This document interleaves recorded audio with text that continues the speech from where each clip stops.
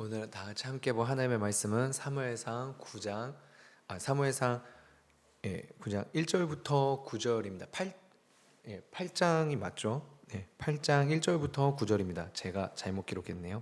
사무엘상 8장 1절부터 9절이고요.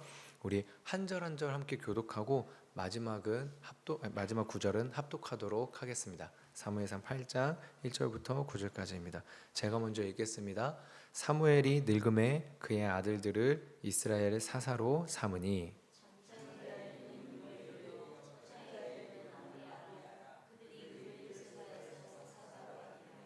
그의 아들들이 자기 아버지의 행위를 따르지 아니하고 이익을 따라 뇌물을 받고 판결을 굽게 하니라.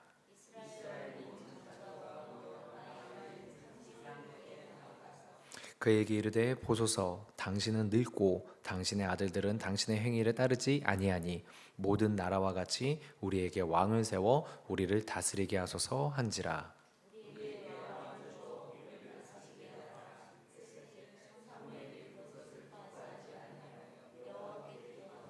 여호와께서 사무엘에게 이르시되 백성이 내게 한 말을 다 들으라. 이는 그들이 너를 버림이 아니요 나를 버려 자기들의 왕이 되지 못하게 하려 함이니라.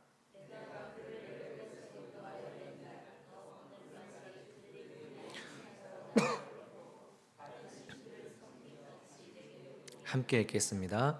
그러므로 그들의 말을 듣되 너는 그들에게 엄히 경고하고 그들을 다스릴 왕의 제도를 가르치라. 아멘. 이 시간 같이 함께 기도하도록 하겠습니다. 하나님, 정말로 주님께서 이 시간 우리의 마음 가운데에서 하나님이 주시는 마음이 있게 하시고 주님을 사랑하는 마음을 아버지는 우리가 더 가질 수 있게 하여 주시옵소서. 우리가 먼저 하나님을 사랑한 것이 아니요 하나님이 먼저 우리를 사랑하사 그의 아들을 화목제물로 우리에게 주셨습니다. 아버지 하나님의 말씀대로이오니 하나님, 우리가 주님 사랑하고자 하는 것도 내 뜻대로 내 의지대로 안 됨을 고백합니다. 우리가 주님 사랑할 수 있도록 주님의 은혜를 허락하여 주시옵소서. 감사드리며 예수님의 이름으로 기도합니다. 아멘.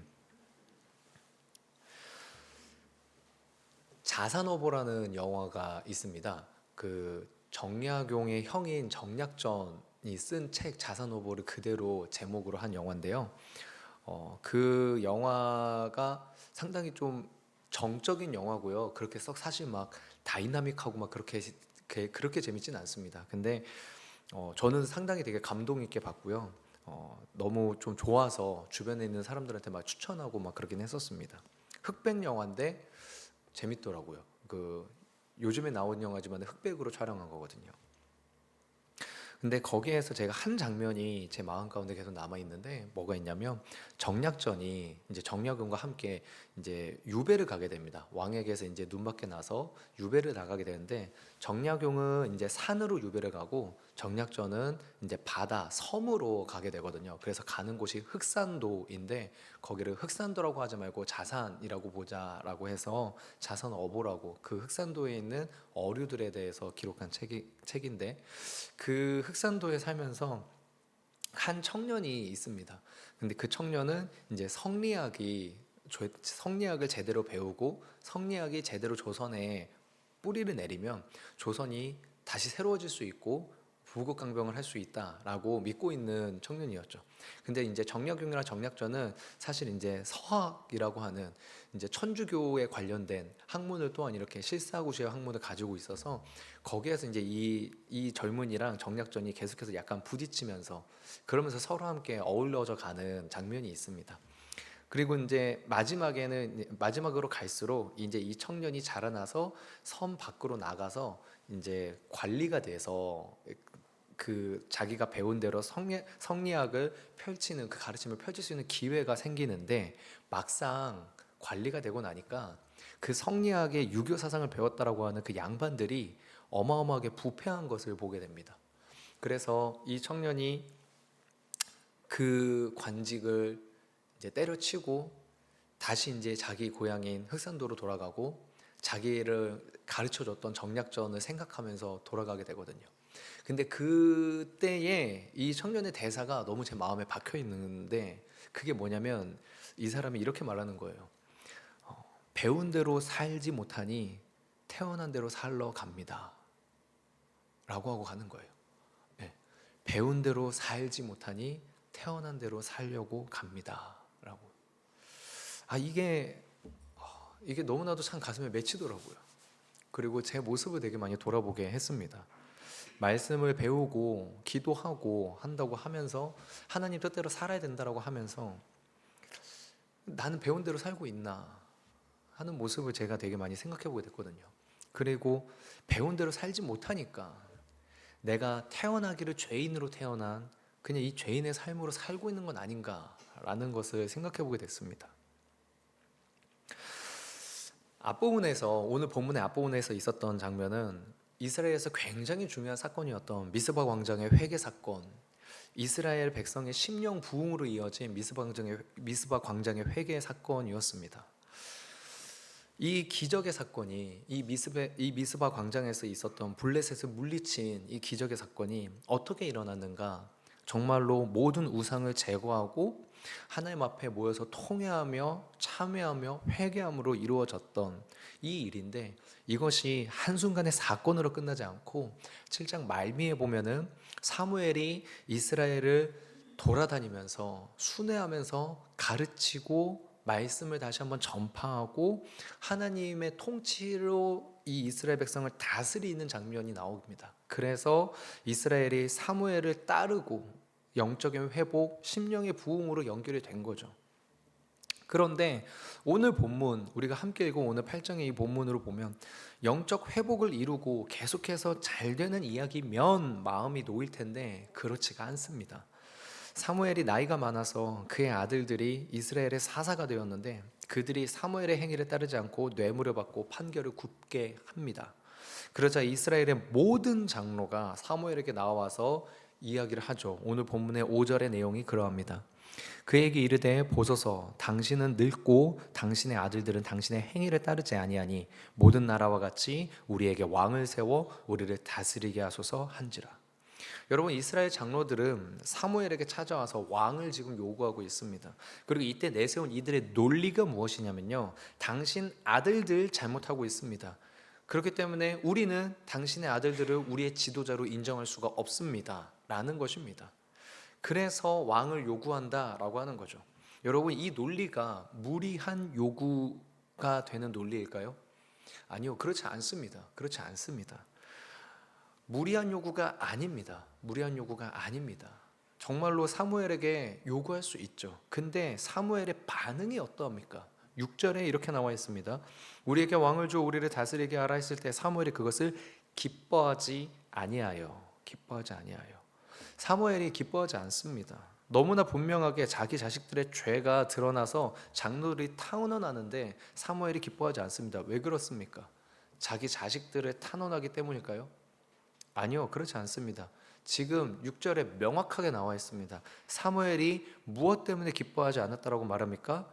우리에게 왕을 주어 우리를 다스리게 하라 했을 때, 사무엘이 자기 아들들이 죄를 범하고 있습니다라는 탄원을 들었을 때가 아니라 우리에게 왕을 주어서 우리를 다스리게 하라 했을 때에 그것을 기뻐하지 않는다라고 하였습니다.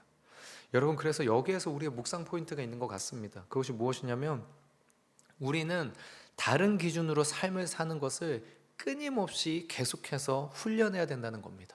다른 기준으로 삶을 사는 것을. 지금 이스라엘이 왕을 세워달라고 하는 요구가 무엇입니까? 표면적인 이유는 명확하죠. 잘못된 리더다. 잘못된 리더니까 바꿔라, 이겁니다. 네, 맞습니다. 여러분, 무조건 참는 것만이 능사가 아니기 때문에 리더가 타락했을 때는 조치를 취해야 하죠. 근데요, 여러분, 이스라엘이 왕을 요구하는 이 겉으로 드러난 이 이유 말고 그들의 마음의 중심에 있는 이유는 무엇일까요? 그들의 마음의 중심에 있는 이유는, 여러분, 그것은 무엇이냐면 불안감입니다. 불안감. 지금 이스라엘은 불안해하고 있는 거예요. 무엇을 불안해하고 있느냐? 상황을 지금 불안해하고 있습니다. 어떤 상황입니까? 여러분, 바로 앞장의 7장에서 사무엘이 이스라엘을 두루 다니며 이스라엘을 다스렸습니다. 올바른 하나님의 말씀으로, 하나님의 영감으로 이스라엘을 영적 미망에서 벗어나게 했죠. 여러분, 근데 그런 엄청난 리더가 이제 어떻게 된 겁니까? 상황이 나이가 들었습니다. 노쇠하고요, 이제 점점 기력이 쇠해지는 게 보이는 겁니다. 전과 같지 못하는 거죠. 여러분, 이때 이스라엘의 마음이 어떠했을까요? 여러분, 이건 마치 점점 나이를 먹어가는 모세를 바라보는 이스라엘 세대 아니겠습니까?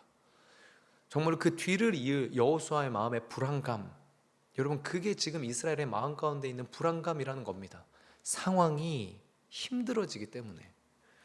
그때 하나님이 여호수아에게 나타나서는 무엇라고 하셨습니까? 내가 모세와 함께 있는 것 같이 너와 함께 있을 것이다. 모세가 대단한 사람일 수 있었던 이유가 모세 자체의 능력이나 존재감이 아니라 내가 함께했기 때문이다 라는 하나님의 말씀이 여호수아에게 임했고, 그리고 그 하나님이 여호수아 너와 함께하겠다라고 약속을 해주신 거죠. 이게 여호수아에게 임하자 여호수아의 마음에 있는 불안감이 사라졌습니다. 그렇다면 사무엘이 나이가 들어서 노쇠하고 그 상황 현상이 불안하다면, 더 나아가서 그 아들들의 행실이 사무엘과 같지 않아서 이거는 싹수가 노랗다, 이거는 안 봐도 우리의 앞날은 안 된다라는 것이 그렇게 불안하다면, 여러분, 지금 이스라엘은 무엇을 요구해야 되는 걸까요? 사무엘에게 무엇을 요구해야 되는 걸까요? 왕을 요구해야 되는 걸까요? 아니요, 그렇지 않죠. 그런데 이스라엘이 왕을 요구합니다. 왜 그런 걸까요? 또다시 주변 나라가 보이기 때문입니다. 또다시 하나님 없이도 잘 사는 나라들이 보이기 때문입니다. 여러분, 이것을 드러내는 게 5절에 나와 있습니다. 5절을 다시 한번 보면 뭐라고 나와 있습니까? 그에게 이르되 하고서 뭐랍니까? 당신의 행위를 따르지 아니하니 모든 나라와 같이.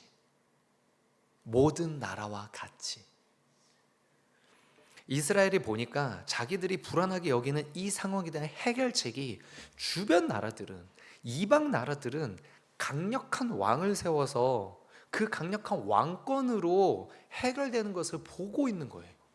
지금 이스라엘 백성들이 계속해서 뭘 보고 있는 거냐면 주변 나라를 보고 있는 겁니다. 여러분, 이스라엘의 풍요와 발전과 영광은 그들의 역사 가운데서 너무나도 명백하게 증명되었습니다. 부국 강병이 이스라엘을 풍요롭게 하고 발전시킨 게 아니었습니다. 하나님께 가까이 가는 것이었죠. 바로 직전에 7장에 나와 있었던 모습도 블레셋을 이길 수 있었던 이유는 이들이 군사력이 아니었고 무기도 아니었고 어떤 전략과 전술도 아니었습니다. 단 하나, 우상을 제거하고 하나님 앞에 회개했던 것, 하나님 앞에 가까이 나아갔던 것, 이것이 블레셋을 승리케 했던 거였죠. 블레셋과의 전쟁에서. 그런데 이걸 경험했음에도 불구하고, 배웠음에도 불구하고 사무엘이 늙어가니까 다른 나라들을 보기 시작하는 겁니다. 우리도 마찬가지이지 않은가 싶습니다. 예배 드릴 때에는, 기도할 때에는 하나님의 도우심을 기대합니다. 그런데 예배당 문을 열고 나가면, 내가 혼자 있게 되면 불안합니다. 상황을 불안해합니다. 내 자녀 학원 안 보내고 예배 참석시키는 거 괜찮은가?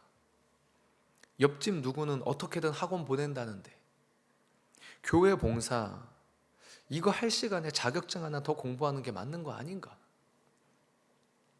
상황에 대한 불안감이 마음 가운데 찾아오죠. 그리고 이런 불안감을 해결하는 데에 기도만으로는 부족해 보입니다.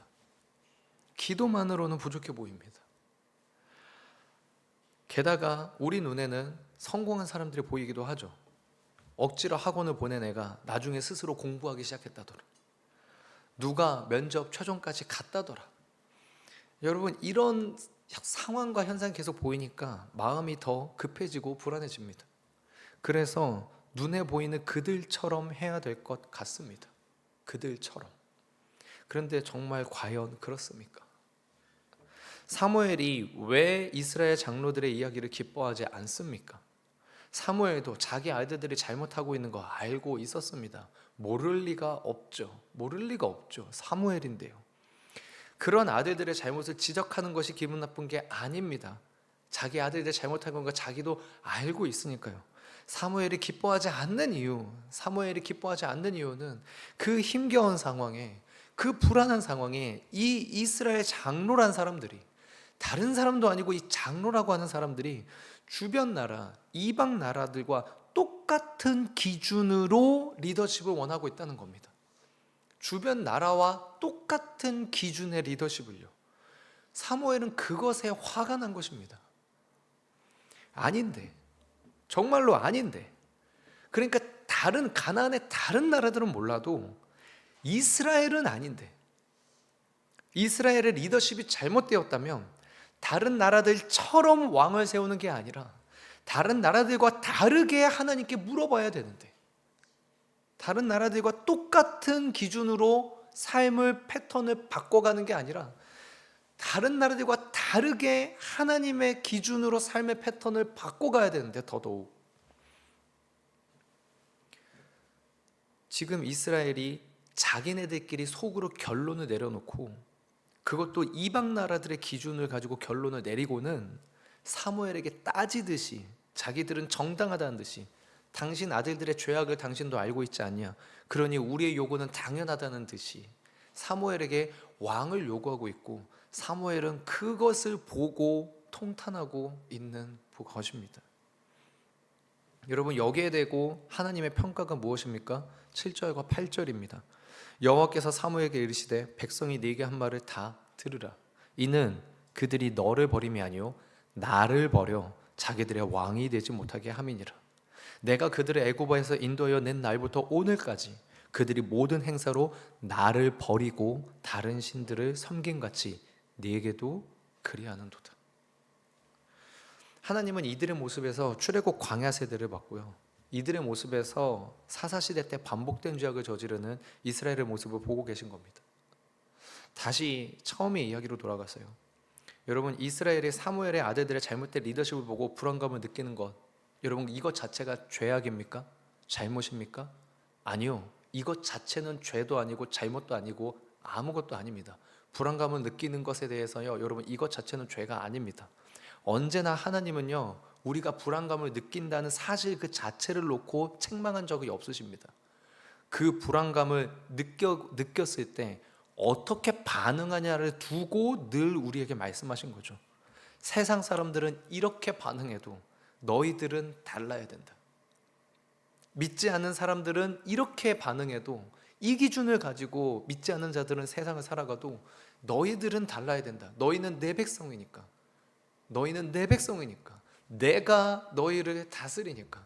내가 니들을 책임질 거니까 다른 사람들은 이렇게 반응해도 너희들은 달라야 된다.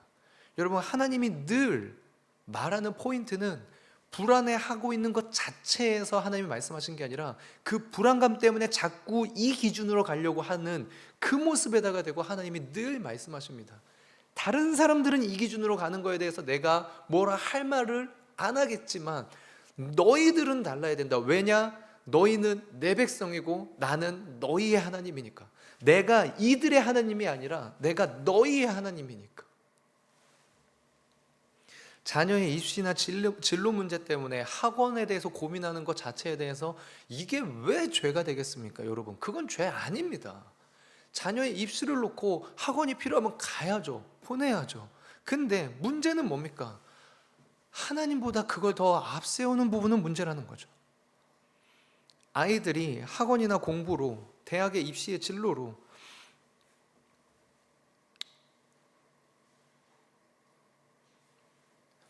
아이들을 다스리는 하나님을 사랑하는 것, 하나님을 사랑하는 것보다 입시를 더 중요하게 여기는, 여러분, 이 길로 솔직히 말씀드리면요, 여러분, 굳이 우리가 얘기 안 해도 아이들은 학교에서 그걸 압박받거든요. 학원에서 그렇게 압박을 하거든요. 니들 공부 안 하면 인생 망한다고. 굳이 엄마 아빠까지 압박하지 않아도요, 자기네들끼리 생각 없이 노는 것처럼 보여도요, 지들끼리 모여가지고 얘기하면요, 야, 우리 이렇게 살다가 앞으로 인생 뭐 되는 거 아니냐라고 자기네들끼리 압박을 알아서 느끼거든요. 그러면 정말로 우리 부모님들은 아이들이 서울대 가고 유학 가고 막 그게 아니라 그 부담감과 압박감을 느낄 때 다른 애들은 이렇게 해도 너는 하나님의 백성이기 때문에 하나님이 네 인생 책임질 것이니 하나님의 백성다운 삶의 모습을 먼저 취해야 된다라고 격려해주고 위로해주고 흔들리지 않게 해주는 것이, 이것이 훨씬 더 하나님의 사람다운 모습으로 자라나는 방법이지 않겠습니까? 서울대 가고 유학 가지만 하나님에 대한 열심과 갈망이 없는 인생이 되어서 하나님 떠나버리면, 아니 하나님을 떠나지는 않는데 그렇다고 또 하나님을 사랑하는 것도 아니라, 그래서 그저 썬데이 크리스찬으로만 존재한다면, 차지도 않고 덥지도 않고, 여러분 그렇다면 하나님 없이 가나안에 들어간 것과 무슨 차이가 있을까요? 하나님 없이 가나안에 들어간 것과. 취업을 하는 이유와 목적이 그저 이 땅에서의 생존이 전부라면, 좀 더 나은 생활이 목표라면, 세상 모든 사람들과 추구하는 것이 다를 바가 전혀 없고 기준이 그들과 똑같고 목적이 그들과 똑같은 취업이고 삶이라면, 하나님이 왜 그 인생을 축복해야 합니까? 하나님이 그 인생을 특별히 기억하고 다루셔야 될 이유가 있습니까?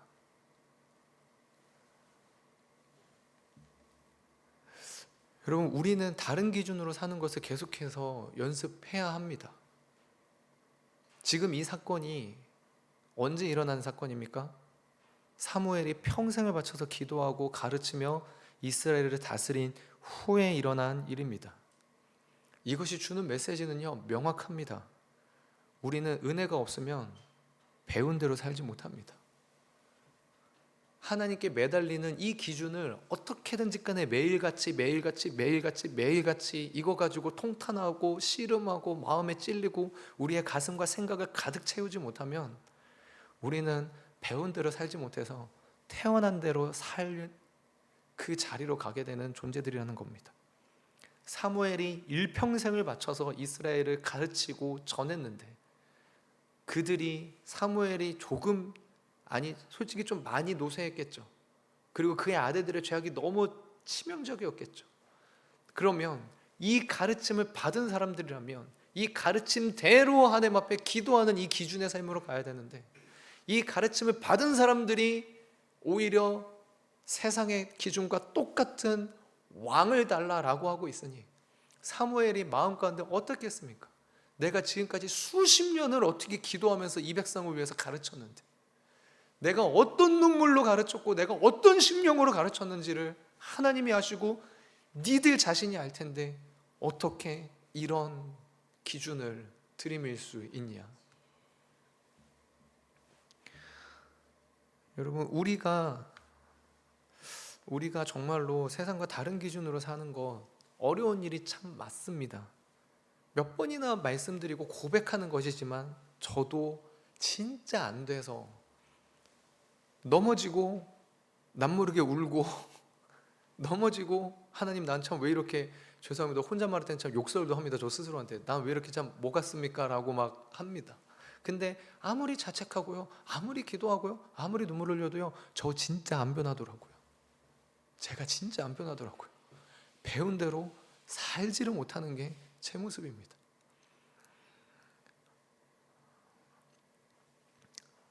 우리 성도님들, 이스라엘의 모습이 다른 누구의 모습이 아니라 우리 모습이지 않을까를 함께 기도해 봤으면 좋겠습니다. 그래서 우리가 하나님 앞에 정말로 그렇게 기도했으면 좋겠습니다. 주여, 우리가 주의 말씀의 기준대로 살 수 있는 은혜를 더하여 주시옵소서. 특별히 우리 어제로 청년 일부 수련회가 마쳤는데, 그리고 이제 다가오는 주는요, 청소년부입니다. 네, 여러분 기도 많이 필요합니다. 우리 아이들이 진짜 하나님의 기준으로 삶을 살아가는 세대가 될 수 있게 달라고 간구해 주시기를 부탁드립니다. 기도하도록 하겠습니다. 하나님, 정말 주님의 은혜가 아니라면 보아도 보지 못하고 들어도 듣지 못하고 알아도 행할 수가 없고 심어줘도 열매 맺지 못하는 인생임을 다시 한번 고백합니다. 하나님, 그런 우리가 기도합니다. 하나님, 들은 대로 살 수 있게 하여 주시옵소서. 믿음대로 살 수 있게 하여 주시옵소서. 말씀의 기준으로 삶을 돌파할 수 있게 아버지여 은혜를 더하여 주시고 우리를 이끌어 주시옵소서. 인간의 연약함을 한편으로는 또 서로 이해하고 관용하게 하시는 마음을 주시고, 그러나 또한 동시에 그렇다고 해서 말씀의 기준을 포기하는 일은 없도록 아버지 하나님 우리를 붙잡아 주시옵소서. 서로의 잘못을 진심으로 용서할 수 있는 마음으로 우리가 서로 아버지 하나님 격려하고 연합하되, 사랑으로 다시는 같은 일을 범하지 않을 결단도 우리 서로에게 하나님 허락해 주시고, 오늘 하루를 그렇게 한 걸음 더 주님께 가까이 나아가고자 하는 하루로 살 수 있도록 은혜 더하여 주시옵소서. 이 모든 말씀 예수님의 이름으로 기도드립니다. 아멘.